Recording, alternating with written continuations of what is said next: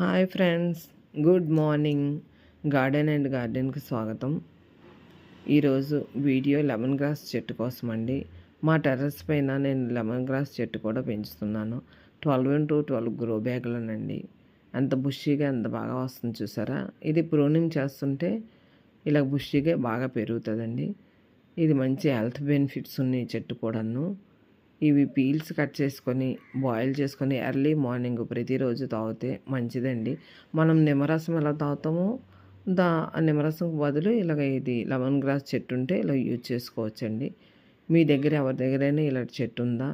ఉంటే కామెంట్ చేయండి please friends. మీరు ఎలా యూజ్ చేస్తున్నారో దీన్ని. నేనైతే నాకు తెలిసిన విషయం మీకు షేర్ చేస్తున్నాను.